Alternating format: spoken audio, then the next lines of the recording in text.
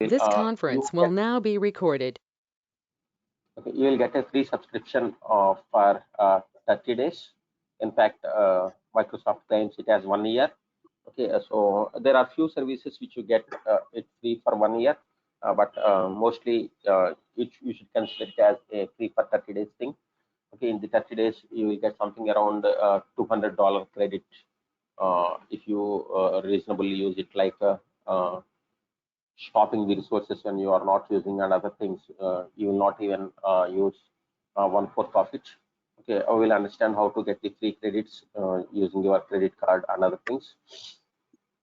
Okay, then we'll understand the different components and services available in Azure. We'll see a brief overview of what are all the different kinds of components that Azure provides, and what components are mainly used in the market other than the data factory. So mostly used components other than the data factory are, for our scenario at least, we use mainly the storage accounts. Okay, so many people also use, whoever uses Azure, more than 70% of the people use storage accounts. Okay, so storage account is the most important thing used along with the data factory. Of course, data factory is in fact not used by the admin team or the web development team or other kind of guys. So data factory is mainly used by ETL guys and the MSBI or the SQL guys. Okay, so then we'll see how to create resources and components, what's the subscription, what's the resource group, okay, and other things. We will also see uh, some introduction to compute resources, Active Directory, introduction to storage accounts like the data lake, blob storage, SQL, and what is Storage Explorer and how to use Storage Explorer to connect to different kinds of data stores. Okay, then we'll go to data management to see some of the components used for data management. Okay, like the Data Factory, Logic Apps, Power Automate, and Databricks. These are the most four commonly used. There are other tools as well for data management, but these four are the most commonly used tools for data management. We'll see an introduction to all these four. Then we will go into depth of Azure Data Factory. Okay. We will also understand how to provide security for the keys. So using Azure Key Vault. Okay, how to use Azure Key Vault to provide security. Then we'll go for Azure DevOps. Okay, we'll see an introduction to some of the concepts of Azure DevOps, like what is organization, how to create project, and how to do the project settings. Then most importantly, we'll understand these two components. Okay, we'll understand these two components like pipelines and repositories. How do you create pipelines? So there are two kinds of pipelines. Pipelines in Azure Data Factory are different, and pipelines in Azure DevOps are different. Why do you use these pipelines? Is and when you are developing something in Azure Data Factory in a development environment, in future you want to promote it to UAT or test environment, and after the testing is done, you want to promote it to production environment. You don't want to rebuild all the pipelines and other things from scratch. So there is something called CI/CD, continuous integration, continuous deployment, used for deploying your sources from one environment to another environment.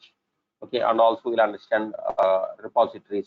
This repository is used for version control. If you any of you know Git or TFS or any other version control system like Bitbucket or anything, uh, here Azure DevOps internally uses Git as the main version control system. Okay, we'll use Git as well to understand how to perform the version control. This version control is mainly useful when you are collaborating in a team. So when multiple people are working together, this version control system is very, very useful. And then you are going to deploy this repository only to other environments using pipelines. Okay. Then going to the details of Data Factory, what all things you will learn in Data Factory. You will learn about pipelines, activities, okay, control flow. Of course, we will learn more activities, not just control flow. I did not mention that, but you will learn different kinds of activities. Then data sets, linked services, then triggers. There are mainly three kinds of triggers. Okay, schedule trigger, tumbling window trigger, and event-based trigger. We'll understand what the difference between each kind of this trigger, and we'll understand how to perform the debugging with triggers. Then we'll understand how to pass parameters, okay, to data sets or pipelines and other things. Then we'll understand integration runtimes or the gateways. How do you connect from your local system to or local Azure SQL to local SQL server to Azure SQL. This is where the gateways play important role. There are different gateways or the integration runtimes. Okay, self-hosted integration runtime and a built-in integration runtime. Built-in integration runtime is what is provided by Microsoft, whereas self-hosted integration runtime, you are going to host it yourself on a local system or a network system. So we'll understand when to use the self-hosted integration runtime and how to configure it as well. Okay. Then there is a new feature added to, relatively new. Of course, it has become old almost 1.5 to 2 years now. So it's a relatively new feature to Data Factory, which is called data flow. We'll understand what data flows are, and we'll create data flows as well. Okay. So now with the Azure Data Factory, they added a new feature called Power Automate. Okay, so we'll also see an introduction to that one. Then, just as already mentioned, we'll see different kinds of activities with example, control flows with examples, monitoring and creating alerts, debugging errors. Okay, we'll see some real-time scenarios like how to copy data from different data sources to different destinations, like the data lake to SQL, okay, or blob storage to SQL, vice versa, okay, from SQL to data lake, and also how do you copy from a third-party thing like Salesforce. We'll take an example of Salesforce, how to copy data from third-party source and not just Microsoft source to Azure SQL. And most importantly, we will understand how to copy data from our on-prem database to Azure SQL. This is what we are going to see in this course. Any questions?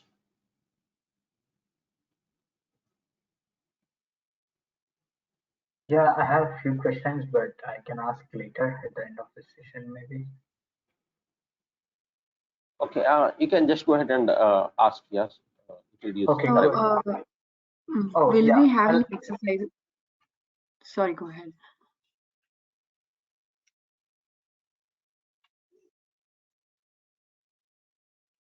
Yeah, see, exercises, I will be taking everything as a hands-on here, and you are expected to complete the same thing out of the sessions. Okay. Okay. Within the session, you will not have a chance to do it while I am doing, but before you come in the next day, I can even provide some tasks for you to do if you want. Okay. Okay, so we will get some assignments to do. Yes, yes. If you can complete it, and if you can ask me any questions that you have, I can clarify them in the next session. Okay, thank you. So I'm sorry. Yeah, I have 3 questions. First one is, this is not just a Azure admin course, right? Yes, it's more of it's end-to-end Azure, right? Like full. No. It's not end-to-end Azure. End-to-end Azure is completely different. We are not covering any of the admin concepts here. This is mainly. Sorry, go ahead. This is mainly for the data engineer, like a ETL guy as a replacement of SSIS or something as such, or something like a ETL or ELT. Okay, Azure kind of SQL developer, like next version to SQL developer kind of thing. In fact, you can't even call it as SQL developer because we are not learning any SQL here. Okay, but we will understand how to get data from different sources to Azure SQL, which is mainly used. Okay, it is a replacement for your SSIS kind of a thing. Okay, gotcha. And I was checking with my manager. He told like the area of interest were Azure Data Lake Gen 1 and Gen 2, and then Azure Data Lake Analytics and Azure Databricks. So are this will this be taught in the course? Yeah, we will understand Data Lake Gen 2, but Gen 1 is completely legacy. If at all you are using very old projects in your organization, then you need to use learn Gen 1, where you will use something called as USQL. Okay, so in Gen 1 there is a language called USQL. And then you also teach Azure Data Analytics and Databricks as well, right? We will learn Databricks analytics. I can just give you an introduction because I learned it, but I never worked on it. So Databricks we can go ahead and learn, but to let you know, for Databricks, okay, you need to know either of Python or Scala or Spark. Oh, Python, Scala, or what? What was the last one? R and Spark SQL. So it's not the same as your normal SQL. It's a bit different. So I will only tell you how to connect to Azure Databricks from Azure Data Factory, and how to create clusters, and what are the different kinds of clusters available. How do you give permissions from cluster to Data Factory, and integrations and other things respect to that. But these courses will not be covered here. Okay, unless you learn one of them, you will not be able to use Azure Databricks. I can tell you Azure Databricks, explain you Azure Databricks, but you will not be able to use it. Yeah, gotcha. And last two questions, if others don't mind, I can just quickly ask. Second thing is, as I said, I was a recruiter, but and I got into a job somehow, but I'm still learning like SQL thing, because I've been only working as a SQL developer for 1 year, and I also do some BI stuff like others mentioned, like SSI, SSRS, and SSRS reports and Power BI and stuff. But I'm not so experienced. So do you think I'll be able to grasp and all with this course without any like depth knowledge? What is yeah, it doesn't require any of the prior knowledge. Okay. Only thing is, let me be frank. Only Azure Data Factory is not going to give you job. Okay. But something like if you want to use Azure Databricks, Azure Databricks will give you a job, but you cannot use Azure Databricks without any of these four. Okay, you should know one of these, then only you will be able to use Azure Databricks. Okay, and if you want to use Azure Data Factory, they will ask you either of a SQL Server or Power BI. Okay, if you already know SQL Server, then Azure Data Factory is going to be an additional advantage. Okay, then Azure Databricks. If you want to use Azure Databricks, no one will. If you will get a job only on Azure Databricks, then again they will ask, do you know Azure Data Factory? Because only Azure Databricks is not going to work out in 99% of the projects. Okay, there is only because I know SQL only at the intermediate level.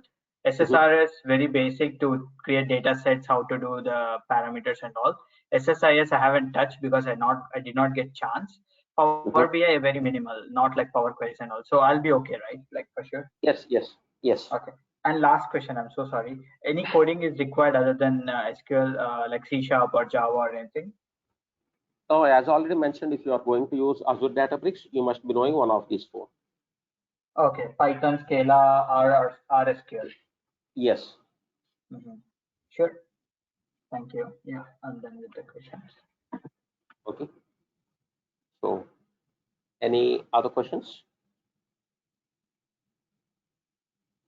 So, Manjunath, Bhan Prakash, hi guys.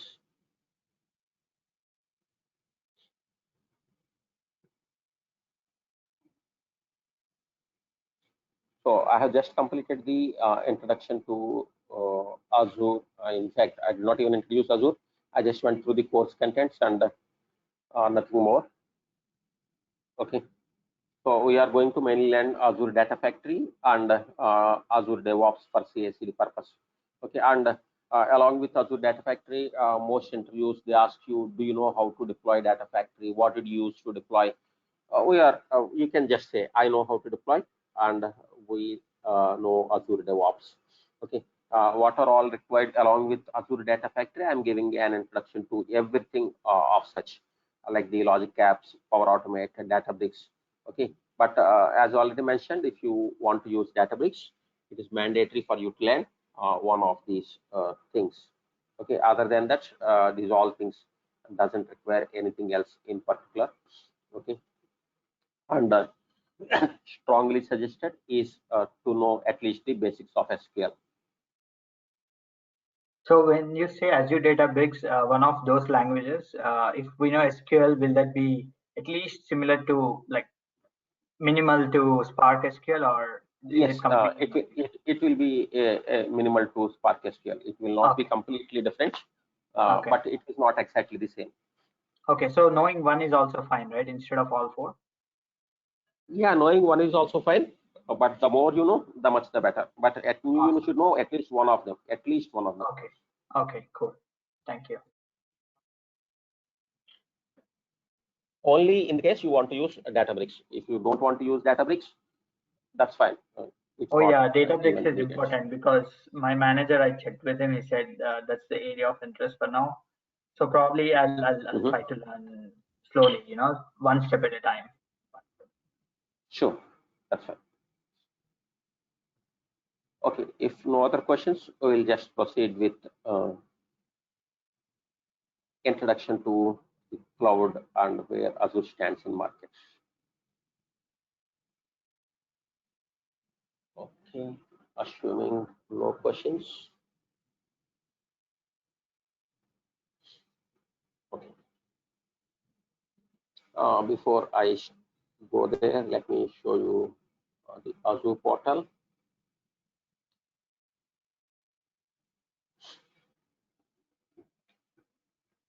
So this is where you can just go to log into Azure directly. Instead of directly going to portal, let me type azure.com.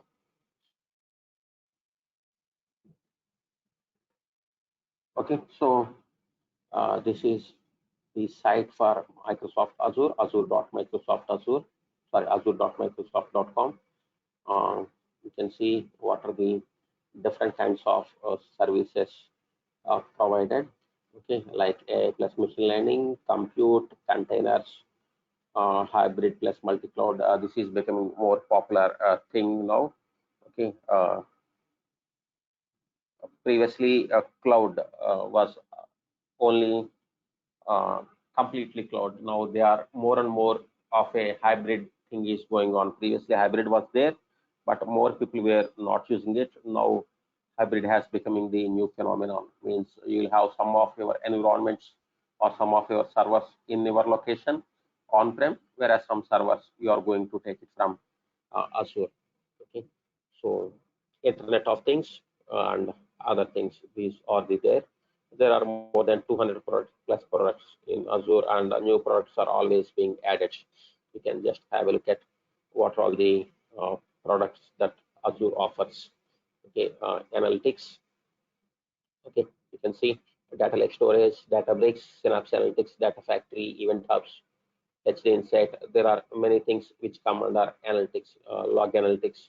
We are going to see Data Factory, Databricks, okay, and data lake store introduction, Data Explorer. We will see it. Okay. Will we look at Synapse Analytics? No, we are not looking at Synapse Analytics. Okay. So compute, will see an introduction to the virtual machines. There are different kinds of virtual machines. We'll go ahead and create and see how to do the virtual machines. Okay, so there are many other things, okay, that Azure offers. So those are all the some of the products Azure offers. There are many other things. Let me just go ahead and show you next time. Try Azure for free. If you just click on this, you will be able to register for free subscription. Okay, you can just click on start free here, and it will ask you for your email ID, your credit card number, and phone number, other things. With that, you will be able to start it. I suggest not to do it right away. After a couple of sessions, you can start it.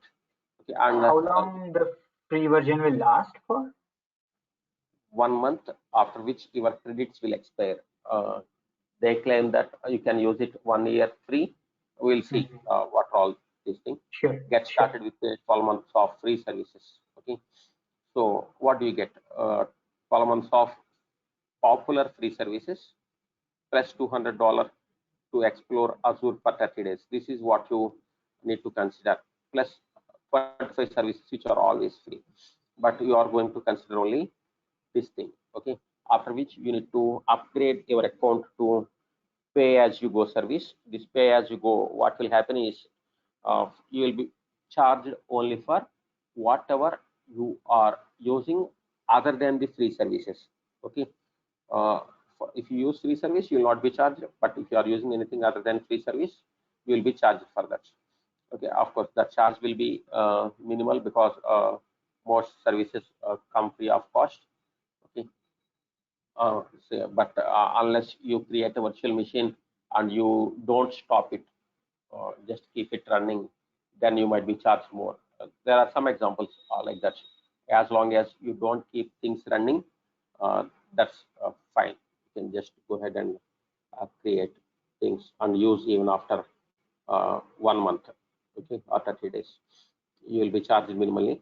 In case you don't want to take any risk and you don't want the charge as well, you can just go ahead and create a new account with new credit card and new email ID. Okay, so they added these things also free for 12 months thing newly. So these are all the services which are free for 12 months. 750 hours of virtual machines, 64 GB disks. Okay, so 250 GB of SQL server. You must be careful. You cannot use whatever the version of SQL server you want. I think it is B1S. I will tell you what B1S is at a later time. Only that thing comes for free. Okay, load balancer, VPN, Cosmos DB 400 RUs. Okay, if needed, we can also go ahead and see an introduction to Cosmos DB, which is the NoSQL thing. Okay, if time permits at the end, we'll see an introduction to Cosmos DB as well. Storage. Okay, so these are some of the services which are free. What are always free? Let me show you. Always free products will have. They will come with Data Factory. 5 low frequency activities. Okay, means we can only create 5 activities. I will tell you what the pipeline and what the activity at the later time once we start Data Factory. And he says low frequency activities. We are not sure what he means by low frequency. So you should consider it as a not free thing, even though he says it's always free. But 5 low frequency activities, he never mentions what a low frequency is, so you cannot consider it as free. So since our main thing is Data Factory, you will be charged up to some extent here. So these are all the things that comes free. Okay, with Azure, you can just click on start free.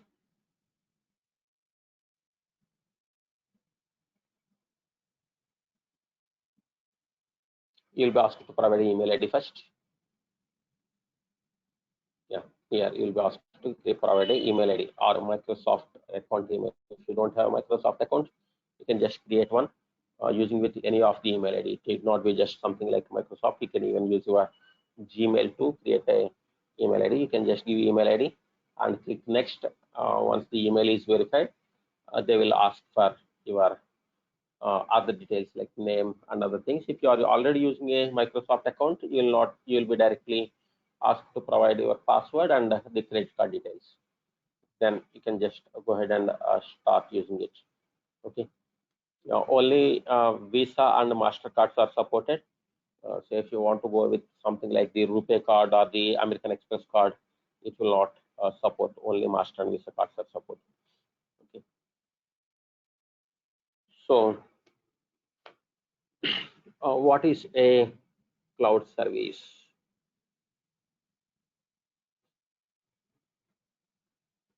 And why should you go for cloud services?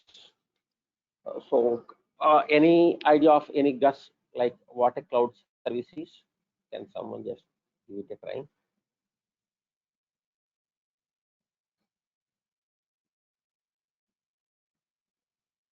Okay. So cloud services are those services which are not hosted in your location, but as services are hosted in a centralized data center and maintained by some third parties. Okay, in our case, it's Microsoft. Okay, all the services are hosted in cloud. Cloud is something which is not our location, which is somewhere else. Okay, so they call it cloud. They are going to be hosted on data center, and there are generally three kinds of cloud classifications. First is public cloud, private cloud, and hybrid cloud. So what is public, private, and hybrid?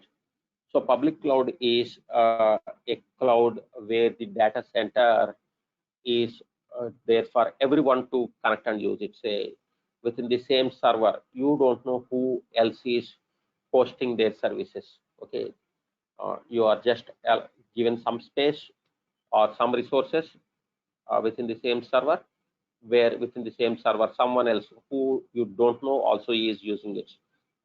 Anyone can just give the payment and start using it. Whereas private cloud is also a cloud service, but whereas this is exclusively dedicated for one organization, like Microsoft US has a tie-up with US government. US government has a private cloud connection with the Microsoft Azure. US government has everything hosted on a particular data center or set of data centers where or servers, where in those servers no one else can host their things. It is called as a private cloud. Okay, any organization can go for private cloud. Microsoft provides uh, private cloud service to any organization if they are willing to pay for it. And hybrid cloud is a combination of public and private cloud. Say this private cloud need not be hosted by Microsoft itself. You have your own data center in your on-prem. Okay, you maintain your own data center. Then you think that your data center capabilities are not enough. Then you want to go for some of the facilities from Microsoft Azure. Then your data center is considered as a private, whereas Microsoft thing is a public. Now you are going to maintain some resources here and some resources there. In that case, it's called as hybrid cloud. Okay, it's called as the hybrid cloud. So why should you go for cloud? What are the advantages of going to cloud? Since many years, people are using on-prem, and now suddenly, since past 10 years or so, why people are trying to move to cloud when everything is already going fine? What are the advantages of going to cloud? Just give me a second.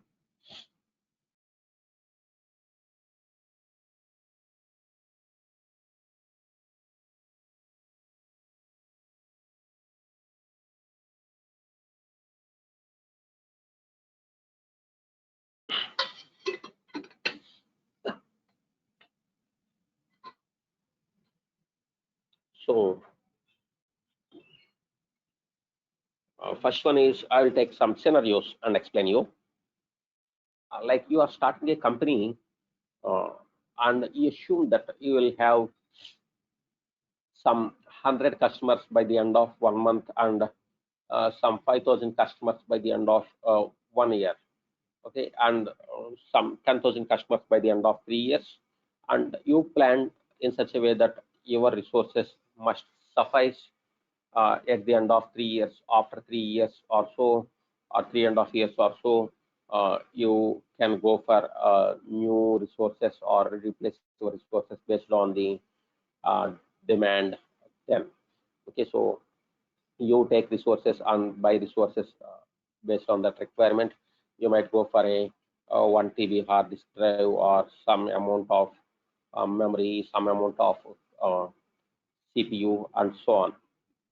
But at the end of the day, what happened is by the end of 6 months itself, unexpectedly, which is a good thing to happen, your business got expanded a lot, and you have customers crossing 5,000 customers.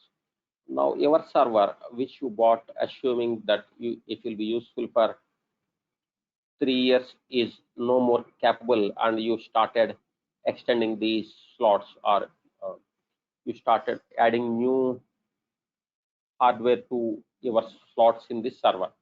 Okay, but those slots also are not enough by the end of 1 year. Now you need to replace the entire server. This server life is something around 5 to 10 years, or sometimes even 15 years. But now by the end of 5 years, by the end of 1 year, your server capability is not enough. You need to replace your server. Your investment is of no worth now. Or in the other scenario, you thought that it will be 5,000 by end of 3 years, but even by end of 3 years, there are not even 1,000 customers. Now, honestly, you bought a high-end configuration server and your money got wasted. So these are two scenarios. It might go either the positive way or the negative way, but your money is wasted in either way. Now, what happens is when you go for Azure or any cloud service in that case, you need not take a lease for anything for 3 years or so. You can just expand your resources, or you can also, you generally call it as scale your resources, either horizontally or vertically. What do you mean by horizontal scaling and vertical scaling?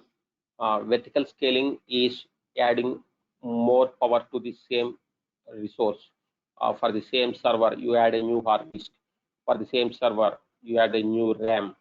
It is called as scaling vertically. Okay, you add more power to the same resource. It is called as scaling vertically. Instead, you add new server. The same server will be there. You can add a new server. This is scaling horizontally. Okay. Now this is a scenario. You can scale your resources, or not only scale up, but you can scale up or scale down. Okay. Why do you need to scale down? I will tell that example as well. Okay. So you can either scale up or scale down your resources, either horizontally or vertically, based on need dynamically. Then you have another scenario like yours is a tax filing firm, where you need to file tax of different taxpayers in India, for suppose. Okay, so now what happens is when does this taxpayers pay more tax, and when do they hit the server more? If it is individual taxpayers, they generally do it between June to August. If it is corporate players, somewhere between July to September or October. So these 4 to 5 months only, you have huge demand for your server, and remaining 7 months, there are very less hits to your website. But whereas these 5 months, you have large customers hitting your website very in large scale, and there is a lot of usage. Now, if you take a on-prem server, you cannot say I will use my server for these 5 months, and remaining 7 months I don't want to use it. This is not possible. Once you buy a server, whether you use it or not, it's there. But whereas in cloud, these 5 months you can scale up, and the remaining 7 months you can just scale down. Okay, or you also have a website which hosts movie things, or something like a book mesh or something, where generally people hit it mostly on weekends On the weekdays, the resource utilization is very less. So you can scale up on weekend and scale down on weekdays. So this is all possible. So you can save costs this way when you go for cloud. Another advantage of going for cloud is cost reduction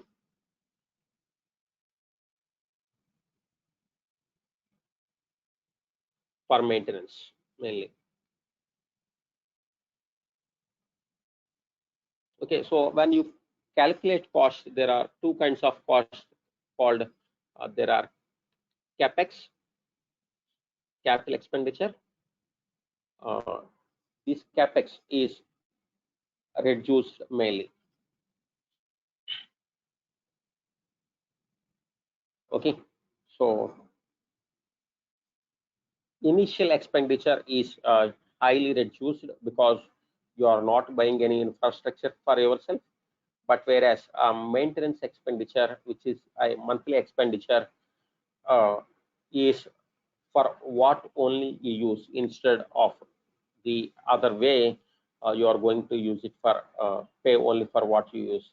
Say if you are thinking that I will go for a one-time expenditure and establish my server at my on-prem, but I need not go for paying monthly costs. But in fact, going to cloud also saves monthly cost to some extent in one way. So how is it is when you are maintaining all the resources in your local, you need to host a data center for which you need to recruit some employees. Okay, so even though you host only 2 servers, you need to recruit a person, and you need to see a backup for him. So you need to have at least 2 people working on it.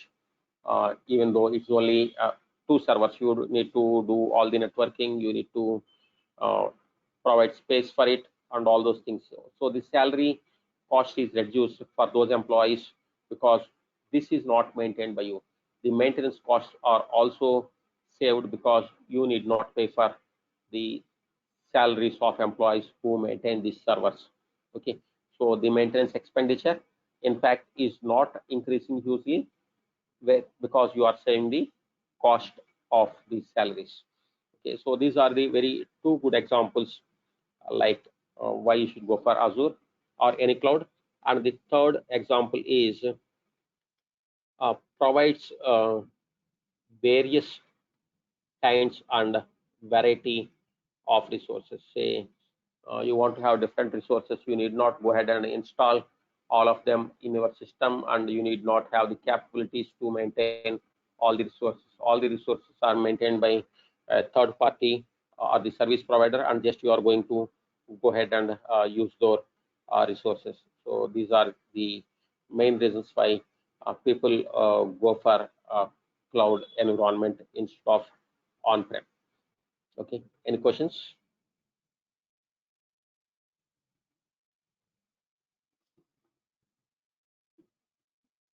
Okay, so coming to where Azure stands in the market. Okay, so still in the first position is AWS or the Amazon Web Services. Then comes Azure. Third one is Google Cloud. Then comes very many niche players like the Alibaba Cloud, IBM Cloud. Salesforce also has recently come up into the cloud service. Okay, there are many service providers which comes next, but most of the market, more than 80% of the market is captured by these 3 players together. Okay, but why is Azure and GCP lagging behind where Amazon Web Services is forerunner? Is only one reason. Amazon Web Services has come into the cloud services almost 7 to 8 years ahead of these two guys. These two guys came into the market just in a span of 6 months difference. But initially, everyone, Microsoft at least, was thinking that no one will move to cloud, everyone will be using only on-prem. And when Azure went into the market, they thought Azure will be, or the Amazon will be a failure. But when they saw that people are moving to cloud, they corrected themselves and immediately came up with their own cloud services. And initially it was called Windows Azure. Then more and more services were added to the Azure, and instead of calling it as Windows Azure, they renamed it. Initially only the virtual machines were provided, then more and more services were added, then they renamed it and called it as Microsoft Azure. As of date, since past few months, Microsoft Azure is the fastest growing, even though Amazon Web Service is the number one, whereas coming to the fastest growing, Microsoft Azure is the fastest growing with respect to the market capital. But it is still way far behind AWS. Okay, so and this is also way far behind Microsoft Azure. Microsoft has a huge additional advantage that almost every software developer or every company uses Microsoft products either in one way or another way. Either they use the Office 365 or they use Windows or they use SQL Server. SQL Server is also one of the most popular databases. Okay, after MySQL, SQL Server in fact is the most popular database. Okay, so these are the reasons why Microsoft has tie up with many organizations, and in that way they were capable of connecting to them. They were capable of convincing them and getting their services from on-prem to Azure. This is how they are the fastest growing thing, and they are in second. Even though they started along with Google Cloud, they are in second. They are also providing resources at a comparatively less cost when compared to AWS for many of the things. AWS provides billing on an hourly basis, whereas Microsoft Azure provides billing based on minutes and seconds as well for some services. Okay, so that's where the costs are saved. Say if you use only for 10 minutes, you need not pay for 1 hour. Okay, so that's where some costs are saved as well. So any questions there?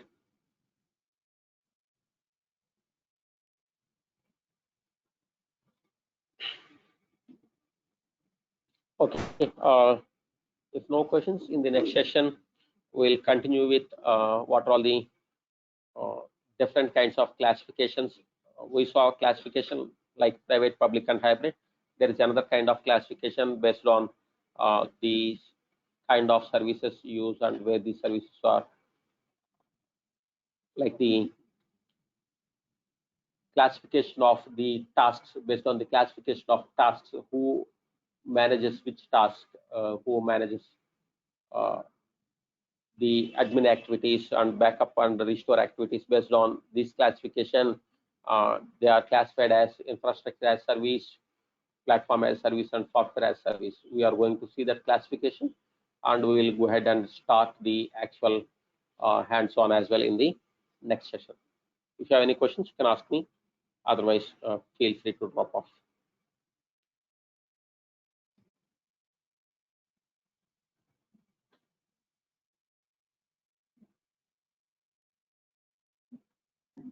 So, not related to Azure, but what are the class timings going forward? Just wanted to know that. Yeah, timings and other things you can just check with Mr. Romapati. He will provide you all the details. He will coordinate with everyone, and based on the feasible time of everyone, we can schedule the things. Okay. Also, if you think I'm going a bit fast, or if you don't understand something, don't hesitate to stop me. I can slow down or repeat a particular concept. Okay. That's another thing I wanted to mention.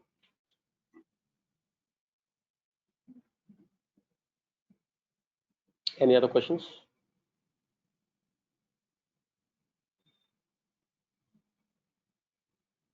Okay, so thank you guys. Thanks everyone for joining. I will share this course content with Mr. Romapati, and if some of you joined late and you need course content, you can get it from him. I have one question, Ram. So basically, we don't need to install anything as of yet, right? That's what you said. Maybe we Yeah, can. in fact, nothing installation of anything is not mandatory, but it's good to install Azure Storage Explorer and SQL Server Management Studio, which Yeah, I have SSMS, and what's the other thing? Azure Storage Explorer. Okay. I'll show you how to download and install that as well when the time comes. Okay. Okay. Sure. Thank you. Thank you.